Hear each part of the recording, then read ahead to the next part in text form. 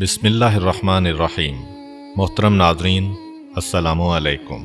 عباسی دور حکومت میں نبوت کے جھوٹے دعوے داروں میں سے ایک کا نام ابن مقنع تھا۔ وہ خراسان کے ایک گاؤں میں ایک دھوبی کے گھر پیدا ہوا۔ وہ اپنے آپ کو صاحب معجزہ نبی و رسول کہلاتا تھا۔ ابن مقنع کے متعلق مشہور ہے کہ وہ انتہائی بدصورت تھا اور اس کے چہرے پر چیچک کے داغ تھے۔ چنانچہ وہ اپنے بدنما چہرے کو چھپانے کے لیے اپنے منہ پر سونے کے تاروں کا بنا ہوا نقاب استعمال کرتا تھا۔ بد شکل ہونے کی وجہ سے لوگ اس سے کراہت محسوس کرتے تھے اور اس کو قریب نہیں آنے دیتے تھے۔ لوگوں کی اس نفرت کے سبب اس کے دماغ میں یہ بات بیٹھ گئی کہ اسے لوگوں پر حکمرانی کرنی ہے۔ چنانچہ اس نے علم کیمیا اور دیگر علوم و فنون سیکھے اور کئی سال تک اپنے گاؤں سے غائب رہا، اور پھر نئے انداز میں واپس آیا تو لوگوں کے سامنے نبوت کا دعویٰ کر دیا۔ اس نے معجزے کے طور پر ایک چاند بنایا تھا جس کا حجم ایک مربع بالشت کے برابر تھا، اور غروب آفتاب کے وقت وہ ایک کنویں چاہے نقشب سے طلوع کرتا تھا اور ایک معینہ حد تک اس کی روشنی جاتی تھی، پھر وہ کنویں میں غروب کر جاتا تھا۔ جاہل اور احمق قسم کے افراد نے اسے نبی تسلیم کر لیا تھا اور وہ اس کے گرد جمع ہو گئے تھے۔ علاوہ ازیں اس نے اپنے لیے کچھ چالاک گماشتے مقرر کیے تھے جو لوگوں میں اس کے معجزات کا پرچار کرتے تھے اور اس کی نبوت پر ایمان لانے کی دعوت دیتے تھے۔ ابن مقنع نے اپنی چرب زبانی کی وجہ سے کچھ عرصہ میں اپنے پاس اچھے خاصے پیروکار جمع کر لیے۔ پھر اس نے اپنا ایک لشکر تشکیل دیا اور ایک مضبوط قلعہ پر قابض ہو گیا۔ بنی عباس کے خلیفہ نے لوگوں کو اس کے شر سے بچانے کے لیے ایک عظیم الشان لشکر روانہ کیا۔ ابن مقنع قلعہ بند ہو کر بیٹھ گیا، مگر دشمن بھی اتنی جلدی واپس جانے والے نہ تھے۔ انہوں نے کئی ماہ تک محاصرہ کیے رکھا۔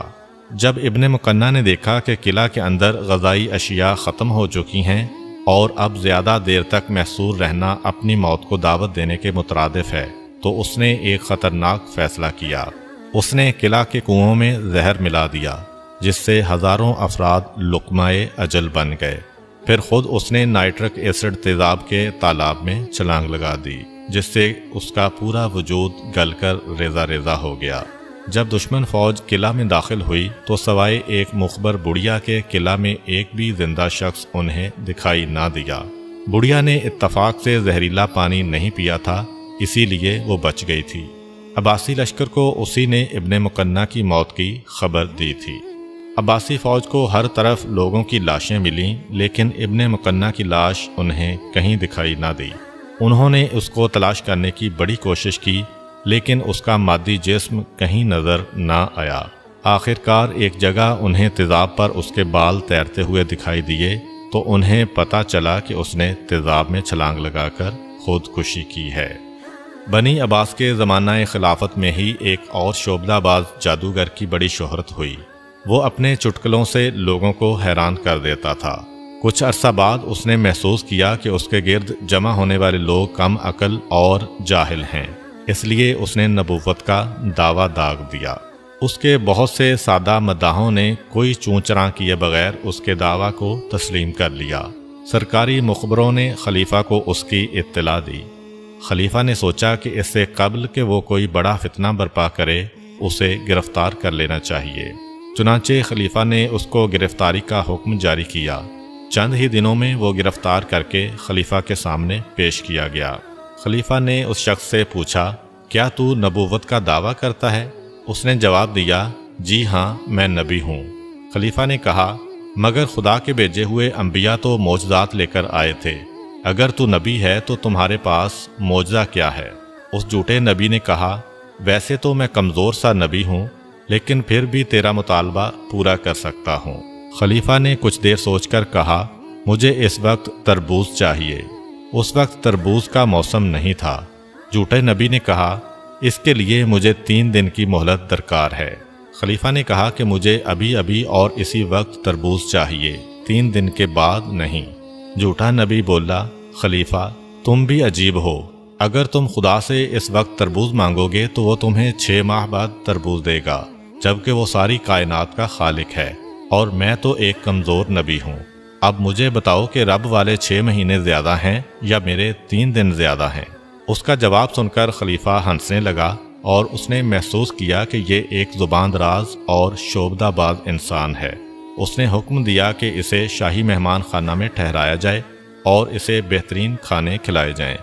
چنانچہ جھوٹے نبی کو شاہی مہمان خانہ میں منتقل کر دیا گیا، جہاں اس نے غذائیں کھائیں۔ کچھ دنوں کے بعد خلیفہ نے کہا کہ اس نبوت کے مدعی کو میرے سامنے لایا جائے۔ حکومت کے ملازمین اسے خلیفہ کے پاس لائے۔ خلیفہ نے اس سے کہا، میاں بتاؤ تمہاری مہمانی میں کوئی کمی تو نہیں رہی؟ جھوٹے نبی نے کہا، نہیں، میری بہترین مہمان نوازی کی گئی ہے۔ خلیفہ نے کہا، اچھا بتاؤ اس مہمانی کے عرصہ میں تم پر کوئی وحی نازل ہوئی؟ جھوٹے نبی نے کہا، جی ہاں، یہاں کئی بار مجھ پر یہ وحی ہوئی ہے کہ یہ جگہ تیرے لیے بہتر ہے، اسے چھوڑ کر اور کہیں نہ جاؤ۔ خلیفہ اس کی بے بسی اور نادانی پر ہنسا اور اسے اس کے حال پر چھوڑ دیا۔ قرآن مجید کا یہ ایک معجزہ ہے کہ اس نے اپنے نزول کے وقت یہ پیشگوئی کر دی تھی کہ کوئی بھی فرد یا جماعت قرآن کے مقابلہ میں اس جیسی کتاب نہیں لا سکے گا۔ چنانچہ قرآن مجید میں سورہ بنی اسرائیل کی آیت نمبر 88 میں یہ چیلنج موجود ہے۔ آپ کہہ دیں کہ اگر تمام جنات و انسان مل کر اس قرآن کے مقابلہ میں کتاب لانا چاہیں تو بھی اس کی مثال پیش نہ کر سکیں گے، اگرچہ وہ ایک دوسرے کے مددگار ہی کیوں نہ ہوں۔ جس زمانے میں قرآن نازل ہوا اس وقت عرب کی سرزمین پر فصاحت و بلاغت کا چرچا تھا، اور شعراء اور فصیح و بلیغ افراد کے اجتماعات منعقد ہوتے تھے، اور جس شاعر کا کلام سب سے اچھا ہوتا تو اسے چمڑے کے اوراق پر لکھ کر خانہ کعبہ پر لٹکا دیا جاتا تھا۔ جب قرآن نازل ہوا تو عرب کے فصیح و بلیغ افراد اور شعراء نے مل کر اس کا مقابلہ کرنے کے لیے بڑی تباہ آزمائی کی، لیکن انہیں منہ کی کھانی پڑی اور کوئی بھی ادیب یا شاعر اس جیسا شاندار کلام پیش نہ کر سکا۔ ابن مقفع کے متعلق مشہور ہے کہ وہ اپنے دور کا سب سے زیادہ فصیح و بلیغ شخص تھا، اور اس زمانہ کے تمام ادیب لوگ اس کی بلاغت کو تسلیم کرتے تھے۔ ایک مرتبہ اس کے ذہن میں یہ بھوت سمایا کہ قرآنی صورتوں جیسی ایک صورت تخلیق کرے۔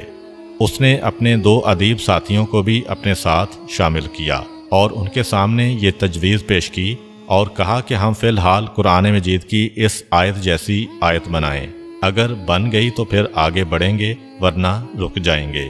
وہ آیت سورہ ہود کی آیت نمبر 44 تھی، جس کا ترجمہ یوں ہے، اور کہا گیا، اے زمین اپنا پانی نگل لے، اور اے آسمان تھم جا، اور پانی خشک کر دیا گیا اور کام تمام کر دیا گیا، اور کشتی کوہ جودی پر ٹھہر گئی، اور کہا گیا ظالموں پر نفرین ہو۔